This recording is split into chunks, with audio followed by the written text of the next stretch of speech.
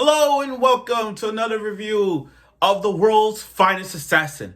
I'm going to change the titles, I'm not going to put the whole anime review of the entire, I'm just going to say the world's finest assassin. It's quick, it's simple. Now, we're on episode 7 and I got to say, it was really good. Now, last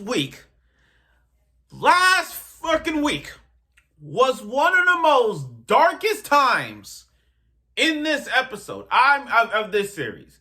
I mean, literally, it went on that redo of Healer vibe. It didn't have to be uncensored. The way how they showed Maha's backstory last week was so dark, so cringe, that I felt like I want to go in that world and kill off those sons of bitches that did to Maha, what they do to Maha and her friends. I really wanted to kick the living crap out of them. But leave it to Balor, Lugh Balor, to help out in this plan, and took Maha in as a little sister. Okay. Now we're gonna go right into this episode of episode 7 and just explain it in a way that really was funny at some moments, and there were moments that we know. So without further ado, let's get right to the review of The World's Finest Assassin, episode 7. Okay, now, we got introduced to Maha now. She's now part of the family. Maha Balor. She's now part of the family. So now he has 3 girls on his side. He got Tarte. He got Maha. He got Daya. Now, this is where everybody's gonna say, she's best girl. She's best waifu. I want to make this clear. We can't say they're best waifus yet. I mean, okay, I get it. They're not that age yet.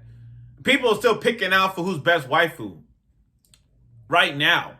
To be honest, guys, I don't think I have a waifu yet of this series. I can't say I do. I mean, it's okay, but I don't have a waifu yet. Probably towards the end, I'll decide my own fate. I'll decide who's in the wars. In the whole waifu wars, whose side am I on? I mean, I'll let y'all know. We can't hate on Lugh Balor. We can't hate him. He has 2 girls on the side sleeping next to him. He's not doing anything. He really is not doing anything. I mean, for a high-class assassin, he's not fooling around with these girls. He's not fooling around. But I find it funny because you got one who's a maid, and then you got one as your sibling. I find it kind of weird that he's not doing anything to them. At least not yet. I mean, he's not that age. But now he's at 13, 14 years old basis, so he should know the property of sex. And in that age, when it comes to puberty and when it comes to that certain age of sex, Okay. So now they got to open this shop. The merchant, after treating the boy really well, he gave him a shop. One of the people gave him a shop to run, and they kill off these assassins that trying to take control of it. It's like you building your own company, and then when you realize your sales are going up in sales, and the demographic target is there, so you want to sell your product, and the more you make money, the more people are going to try to kill you. They're going to try to kill the owner. And that was the plan behind it. Okay. So he makes something that nobody in that world has. Lotion. That's the one. So he made up this lotion bottle and gave it to an ugly bitch with a mask like this. She was straight up ugly. Without makeup, she's freaking ugly. I kid you not. That muscular tone face, JoJo muscular tone face ass, that is so fucking ugly. Right? And I knew she was ugly to begin with. I knew she was ugly. Even with that, even with the mask around her freaking face, I knew she was ugly already. So she tried the moisturized lotion, because this is the time that they never had it. This is the time that they don't have it in their world. So he makes bottles of it, and now they need to hire people.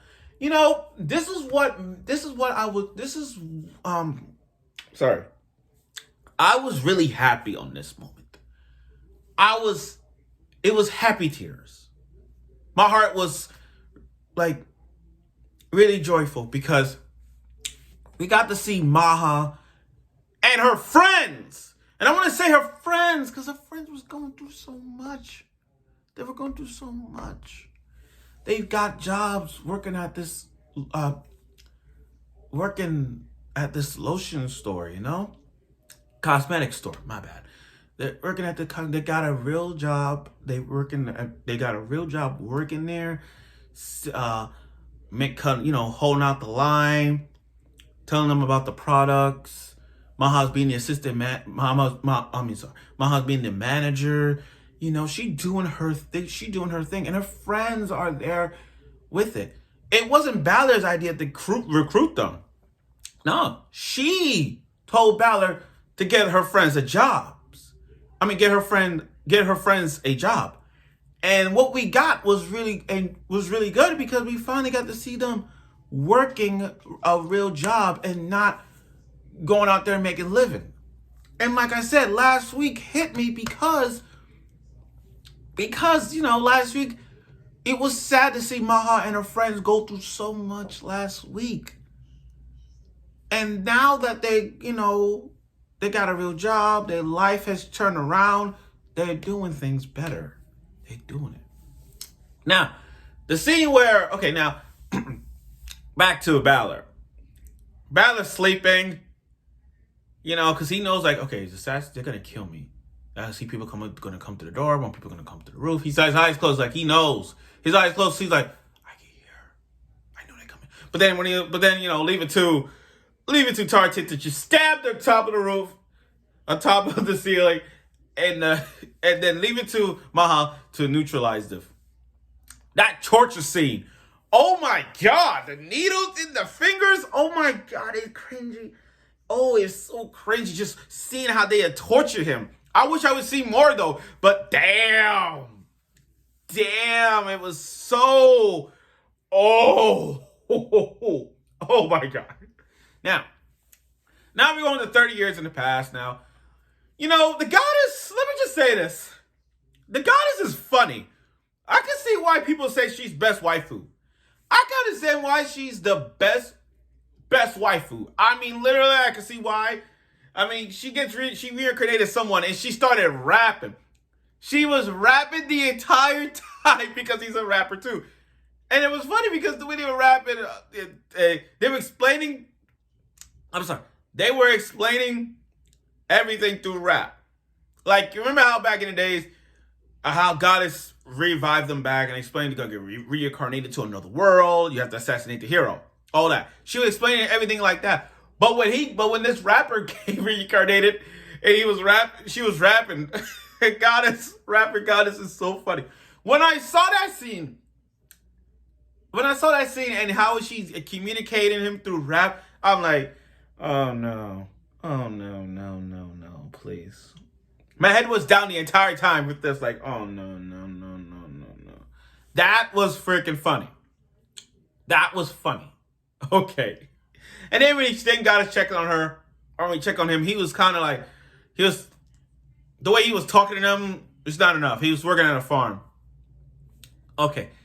Now, he goes away, and he gets to meet Dia. He gets to meet Dia, and it was really nice. We got a montage of him and Dia getting along, Tarte, and we got to see what's like without Balor there, because Tarte and Maha, they're together, they have their house to themselves. So then we got to see what do they do when he's not around. So we got that.